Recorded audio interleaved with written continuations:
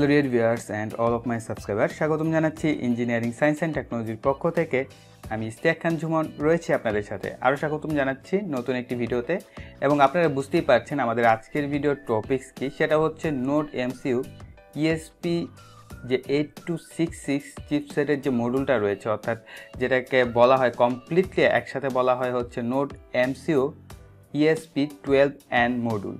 অর্থাৎ এই মডিউল বলার অর্থই হচ্ছে যে এই মডিউলটার ভিতরে আপনি A to Z পাচ্ছেন। অর্থাৎ এটাকে প্রোগ্রামিং করার জন্য আপনার আরডিনোর হেল্প নিতে হবে না বা এক্সটার্নাল কোনো মাইক্রোকন্ট্রোলার হেল্প নিতে হবে না। এবং এটার নামের প্রথমেই বলা দেওয়া হচ্ছে নোড এমসিইউ, অর্থাৎ এমসিইউ দ্বারা বোঝানো হয় মাইক্রো কন্ট্রোলার ইউনিট। অর্থাৎ এটার সাথে আমাদের মাইক্রো কন্ট্রোলার ইউনিট রয়েছে এবং ব্র্যাকেটের ভিতরে লেখা দেখবেন ESP12N, যেটা হচ্ছে এটার চিপসেটের মডেল নাম্বার। ওকে, এবং এটার যে মডেল নাম্বার এবং এই চিপসেটটাকে সম্পূর্ণটাকে একত্রে বলা হয় হচ্ছে ESP8266 যে মডিউল, এটা হচ্ছে আপনার এই চিপসেটের একটা মডেল নাম্বার। ঠিক আছে, সো একত্রে সব কিছু মিলিয়ে আমি হজবরল না করে ক্লিয়ারলি বলতে চাচ্ছি এটা এমন একটা মডিউল যেটাকে প্রোগ্রামিং করার জন্য অন্য কারো হেল্প নিতে হয় না, সরাসরি প্লাগ অ্যান্ড প্লে করে আপনি চাইলে প্রোগ্রামিং করতে পারেন। তবে যেহেতু এটা একেবারেই নতুন আমাদের জন্য, বিশেষ করে আমাদের বাংলাদেশি যারা ইউজার রয়েছেন তাদের ক্ষেত্রে এটা একেবারেই নতুন। ঠিক আছে, হয়তোবা আপনাদের ভিতরে দেখা গেছে যে হাজারে 2-4-5 জন এটা ইউজ জানেন। সো যেহেতু জানেন না তাদের জন্য ব্যাপারগুলো আমি আরও ক্লিয়ার করব। সো আপনাদের ক্ষেত্রে হয়তোবা আপনি এটা হাতে পাওয়ার পর একটু প্রবলেমে পড়বেন, সেই প্রবলেমগুলো আজকে আমি সলভ করে দেবো যাতে আপনাদের এটা নিয়ে আর কোনো প্রবলেম না থাকে। এটা হচ্ছে আমি আজকে আপনাদেরকে ইন্টারফেসিংটা দেখাবো এবং একটা ফাইনালি একটা প্রোগ্রাম দেখাবো যেটার মাধ্যমে আপনারা এলইডি ব্লিঙ্কিং, অর্থাৎ যেটাকে বলা হয় ইনিশিয়ালাইজ প্রজেক্ট, আমরা একটা ছোট্ট প্রজেক্ট করব। ওকে, তো প্রথমে বলে নিচ্ছি আমাদের হার্ডওয়্যার অংশে কী কী লাগছে। এটা হচ্ছে আমাদের মডিউলটা লাগছে এবং সাথে লাগছে হচ্ছে একটা এলইডি, যেহেতু আমরা এলইডি ব্লিঙ্কিং দেখব, এবং এটার সাথে একটা কানেক্টর লাগানো আছে, জাস্ট কিছুই না, জাস্ট এখানে ফিমেল টু ফিমেল কানেক্টর বলা হয় এটাকে। ঠিক আছে, সো এটাই লাগানো আছে, আর এক্সট্রা কোনো কিছু নাই। আর এটাকে আমি পেঁচিয়ে একটু জাস্ট ছোটো করে নিয়েছি যেন আমার কানেকশন করতে সুবিধা হয়। তারপরে আপনার লাগছে হচ্ছে একটি কেবল। সো কেবলের ব্যাপারে একটু বলে নিচ্ছি। এর পূর্বে আমি যে কেবলটা ইউজ করেছিলাম খুবই খারাপ মানের ছিল, যার কারণে কিন্তু আমার নোড এমসিইউটা আমি বেশ কিছুদিন যাবৎ প্রোগ্রাম আপলোড করতে পারছিলাম না, বিভিন্ন ধরনের সমস্যা হচ্ছিল। সো আপনাদেরকে আমি বলবো যে আপনার অবশ্যই একটু ভালো কোয়ালিটির, আমি যদিও এই ইউএসবিটা আমার মন মতো হয়নি, সো ইউএসবি কেবলটা একটু দামি বা ভালো কোয়ালিটি বা ভালো মোবাইল সেটের সাথে যেগুলো আসে টাটা কেবলটা, সেই কেবলটা নেবেন, তাহলে আপনি খুব ভালো একটা আউটপুট পাবেন এটার উপর। ওকে, আর পাওয়ার ব্যাংক নিলে নিতে পারেন, পাওয়ার ব্যাংক যদি থাকে তাহলে বেটার, আর না হয় আমরা কম্পিউটার থেকেও চাইলে পাওয়ার নিতে পারি। আমি আজকে কম্পিউটার থেকে পাওয়ার নেওয়ার চেষ্টা করব, যদি তারপর দেখি যে পাওয়ারের কোনো আপ ডাউন থাকে তাহলে আমরা ওই ক্ষেত্রে পাওয়ার ব্যাংকটা ইউজ করবো। ওকে, তো চলুন আমরা এখন চলে যাব কম্পিউটার স্ক্রিনে, সেখানে গিয়ে প্রোগ্রামিংয়ের জন্য আমাদের কী কী লাগছে সেই বিষয়গুলো একটু দেখে নিই। ওকে ফ্রেন্ডস, তো আমরা চলে আসলাম কম্পিউটার স্ক্রিনে। এখন আমাদের প্রথম যে কাজটি হবে সেটা হচ্ছে আমাদের যে আরডিনোর যে সফটওয়্যার রয়েছে, অর্থাৎ আরডিনো আইডি, এটাকে আমরা ওপেন করে নিব। তো এই সফটওয়্যারটি যাদের কাছে নেই তারা কোথায় পাবেন, সেটা একদম সিম্পল, arduino.cc এই ওয়েবসাইটে গেলে আপনারা ফ্রিতে এটা ডাউনলোড করতে পারবেন, কোনো টাকা পয়সা লাগে না, একদম ফ্রি। তো এটাকে আমরা ওপেন করলাম এবং আপনারা চেষ্টা করবেন যত আপডেট ভার্সন পারেন ইনস্টল করার। যেমন আমার কাছে আছে আরডিনো 1.6.5, সো এখন কিন্তু লেটেস্ট আছে 1.8. মেবি 7 বা 8। ঠিক আছে, তো চেষ্টা করবেন আপডেটটা ইউজ করার। সো আমি সময় পাইনি আর আপডেটটা ডাউনলোড করার, তাই এটা ইউজ করছি। ওকে, তো প্রথম যে কাজটা হচ্ছে আপনাদের 1 নাম্বার স্টেপ, একদম প্রত্যেকটা স্টেপ আপনারা আমার সাথে ভিডিও দেখে দেখে ফলো করবেন। ওকে, ফাইল থেকে চলে যাবেন প্রেফারেন্স। ঠিক আছে, তো ফাইল থেকে এখানে প্রেফারেন্সে চলে যাব আমরা, জাস্ট মাউসের লেফট বাটন ক্লিক করার পর আপনাদের সামনে এরকম একটি উইন্ডো চলে আসবে। তো এই উইন্ডোতে খেয়াল করবেন এই যে নিচে একটা অপশন রয়েছে এডিশনাল বোর্ড ম্যানেজার ইউআরএলস। ঠিক আছে, অর্থাৎ আমাদের যে এডিশনাল বোর্ডটা আমরা যেটাকে ইন্টারফেস করাবো সেটাকে কি আমাদের এখানে বলে দিতে হবে।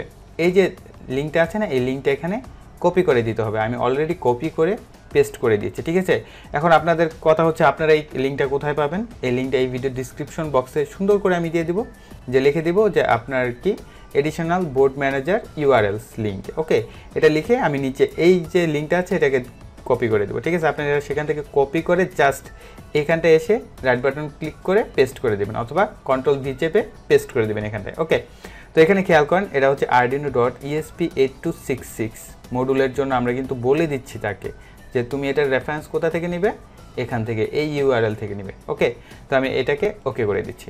তো এটা হচ্ছে আমাদের 1 নাম্বার স্টেপ কমপ্লিট করে ফেললাম। এখন হচ্ছে 2 নাম্বার স্টেপ। তো 2 নাম্বারের জন্য আমরা চলে যাব টুলসে। টুলস থেকে হচ্ছে এখানে চলে আসবেন বোর্ড, এই যে এখানে দেখবেন বোর্ড লেখা রয়েছে, বোর্ড থেকে চলে যাবেন বোর্ডস ম্যানেজার। ওকে, তো আমরা চলে আসলাম বোর্ড ম্যানেজারে। তো এই ক্ষেত্রে অবশ্যই আপনার কম্পিউটারে ইন্টারনেট কানেকশন থাকতে হবে, আদারওয়াইজ কিন্তু আপনি এখানে সার্চ করতে পারবেন না। ওকে, তো আমার ইন্টারনেট কানেকশন আছে বিধায় আমি কিন্তু এখন আপনাদের সাথে শেয়ার করতে পারছি। ওকে, অবশ্যই আপনার কম্পিউটারে ইন্টারনেট কানেকশন থাকতে হবে। ঠিক আছে, তো আমাদের চলে এসেছে। তো আসার পর এখানে মাউস ক্লিক করবেন, করার পর এখানে যে কথাটা লিখবেন সেটা হচ্ছে ইএসপি বড় হাতে লিখবেন, তাহলে একদম সাথে সাথে চলে আসবে। এবং খেয়াল করবেন ESP8266 by ESP8266 community version 2.5.0। ওকে, এটা আমি অলরেডি ইনস্টল করেছি। তো আপনারা এটার উপরে মাউসের লেফট বাটন ক্লিক করার পর এখানে দেখবেন ইনস্টল অপশন আসে, জাস্ট মাউসের লেফট বাটন ক্লিক করবেন এই ইনস্টল লেখাটার উপর, বাস আর কোনো কিছু করতে হবে না। চাইলে আপনি এখান থেকে ভার্সন সিলেক্ট করে দিতে পারেন। ঠিক আছে, তো এখানে ভার্সন অনেকগুলো ভার্সন রয়েছে, তো আপনার যে ভার্সন সেটা আপনি সিলেক্ট করে দিতে পারেন। ওকে, তো আমি এখানে কোনোটাই সিলেক্ট করিনি, অর্থাৎ আমারটা হচ্ছে 1. একদম সবার লাস্টেরটা 1.6.5 এটাই আমার সিলেক্ট করেছিল। ওকে, তো আপনি আপনার অনুযায়ীটা কি ইনস্টল করে নেবেন। বাস এটা গেল আমাদের 2 নাম্বার স্টেপ। এখন আমরা 3 নাম্বার স্টেপটা দেখব। তো 3 নাম্বার স্টেপে হচ্ছে আমাদের বোর্ড সিলেক্ট করা। ঠিক আছে, আমরা তো এখন কি বোর্ড ডাউনলোড করলাম এবং আমরা প্রেফারেন্সেস অ্যাড করলাম। এখন আমাদের কি করতে হবে, যেহেতু আমরা এই নোড এমসিইউকে কি আমাদের কম্পিউটারে কানেক্ট করব, তো কানেক্ট করার পূর্বে এখানে আবার বোর্ডে চলে আসব। ঠিক আছে, বোর্ডে চলে আসার পর আমাদের এই মডেলটা কি ছিল, নোড এমসিইউ 12N। তো আমরা একেবারে নিচে চলে যাব, খুঁজে বের করবো যে আমাদের নোড এমসিইউ আসছে কিনা। ওকে, তো এখানে দেখেন নোড এমসিইউ 0.9, নোড এমসিইউ 1.0, তারপরে অনেকগুলো অর্থাৎ ইএসপির অনেক মডেল রয়েছে। ঠিক আছে, এখন আপনার যে মডেলটা আপনি কিন্তু সেটাই সিলেক্ট করে দিবেন। ঠিক আছে, তো আমি আমার মডেল যেটা আছে সেটা এখান থেকে সিলেক্ট করে দেব। এখন আমার যে মডেল সেটা হচ্ছে নোড এমসিইউ 1.0 ESP12E মডুল। ওকে, তো এটা হচ্ছে আমারটা। এখন আপনার মডুলের গায়ে যদি অপশনটা না থাকে তাহলে ডাইরেক্ট 12। ওকে, আর যদি আপনারটা অন্য কোনো মডেল হয় সেটা। ঠিক আছে, সো আমি আমারটা সিলেক্ট করে দিচ্ছি। ওকে, তো করার পরে কয়েক সেকেন্ড অপেক্ষা করবেন, এটা একটু আপডেট হতে সময় নেয়। তো আমারটা অলরেডি এখন সময় নিচ্ছে। ওকে, তো এখানে নিচে লেখা খেয়াল করবেন। সো আমি এটা একটু বড় করে দিই, হ্যাঁ না ছোটোই থাকুক, তাহলে আপনাদের ক্লিয়ারলি আমি দেখাতে পারবো ব্যাপারগুলো। সো এখানে নিচে দেখেন বোর্ডের অপশন চলে এসেছে, যেমন ডিসেবল, নান, অনলি স্কেচ। আচ্ছা, এটা হচ্ছে কম্পোর্ট 11তে আমাদের পাবে। তো আবার টুলসে যাই, আমি একটু আমার এই সেটআপটা দেখিয়ে দিই। যদি আপনারা এখানে সেটআপে কেউ উল্টাপাল্টা করেন তাহলে এখান থেকে ঠিক করে নিতে পারবেন। অর্থাৎ ফ্ল্যাশ সাইজ হচ্ছে 4M, তারপরে হচ্ছে ডিসেবল রাখবেন, এটা ডিবাগ নান রাখবেন, তারপরে এখানে যা আছে তাই রাখবেন। অর্থাৎ আমি একবার জাস্ট দেখিয়ে দিচ্ছি, আপনার স্ক্রিনশট নিয়ে রাখবেন। এটা 80 মেগাহার্টজ রাখবেন, ভুল করে 160 মেগাহার্টজ করার দরকার নেই, এটা ডিসেবল থাকবে। আপলোড স্পিড অনেকে হয়তো বা ভুল করতে পারেন, আমার মডুলের পিছনে যেমন লেখা ছিল 9600 হার্টজ, তো আমি কি করেছি 96 হার্টজ দিয়েছি। ঠিক আছে, সো এটা বারবার ভুল করেছি, আমার প্রোগ্রাম হয়নি। সো আপনারা এই উপরেরটা রাখবেন 11,000, এটা কি কত, এটা 1,15,200। ওকে, তো এইটা সিলেক্ট করে দিবেন। তো দেওয়ার পর হচ্ছে ফ্ল্যাশ মেমোরি, অনলি স্কেচ, তারপরে পোর্টটা আমরা এখন দেখবো হচ্ছে আমাদের পোর্টের ব্যাপারটা। ওকে, এখন আমরা যে কাজটি করব সেটা হচ্ছে যে এই যে আমাদের নোড এমসিইউটা আছে এটার সাথে আমাদের যে মিনি মাইক্রো ইউএসবি আছে এটাকে সংযোগ করা হয়েছে, এবং অপর প্রান্ত যেটা আছে এটা আমার কম্পিউটারে কি করব, আমি এটা ইনপুটে দিয়ে দিব। ওকে, তো আমার এটাকে ইনপুট করা হলো, আপনাদের সামনেই থাকুক এটা, আপনারা দেখতে পারবেন যে এটা কী কী অবস্থান হয়। তো আমি ইউএসবিটা আরেকবার দিচ্ছি খুলে। ওকে, সো এখানে বাতিটা প্রথমে ব্লিঙ্ক করবে একটু।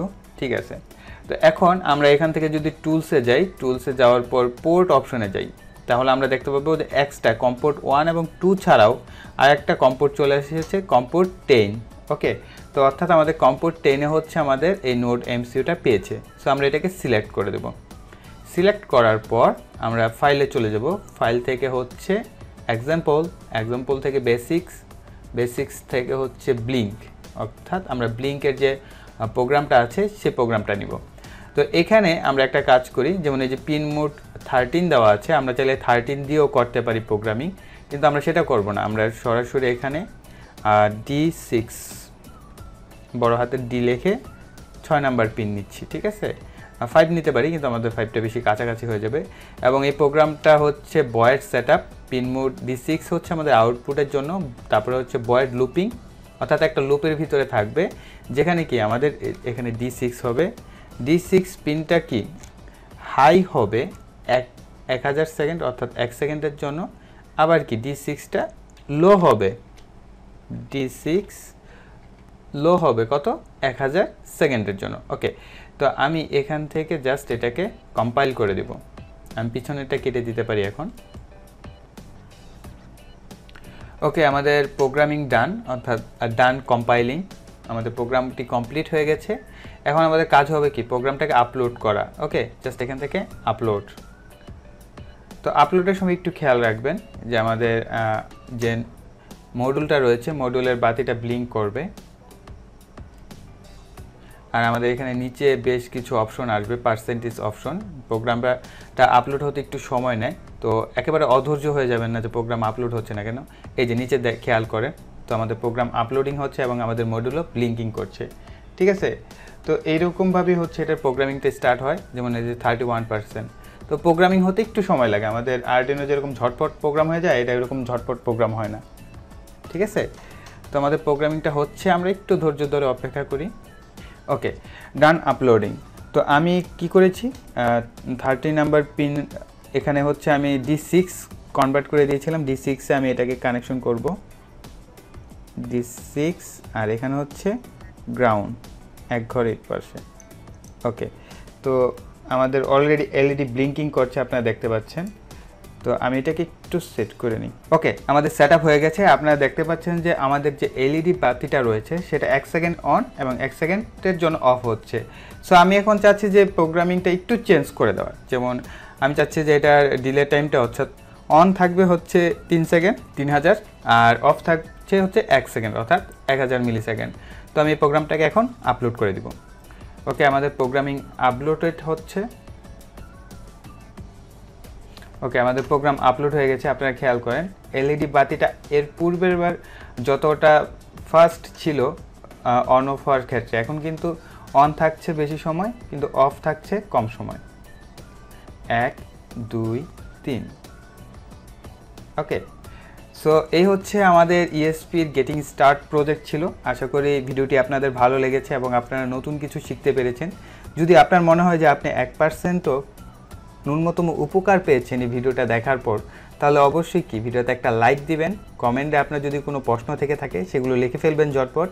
আর ভিডিওটি অবশ্যই শেয়ার করবেন আপনার ফ্রেন্ডস এবং ফ্যামিলির সাথে, যারা এই ধরনের কাজ সম্পর্কে জানতে চায় বা আগ্রহী তাদের সাথে। আর যারা এখন আমাদের চ্যানেলটি এখন পর্যন্ত সাবস্ক্রাইব করেননি, অবশ্যই চ্যানেলটিকে সাবস্ক্রাইব করে রাখবেন এবং পাশে থাকা বেল আইকনটি অ্যাক্টিভ করে রাখবেন এরকম আরও এক্সাইটিং ভিডিও নিত্য নতুন পাওয়ার জন্য। সো এই বলে এখানে বিদায় নিচ্ছি। সকলে ভালো থাকবেন, সুস্থ থাকবেন, টাটা।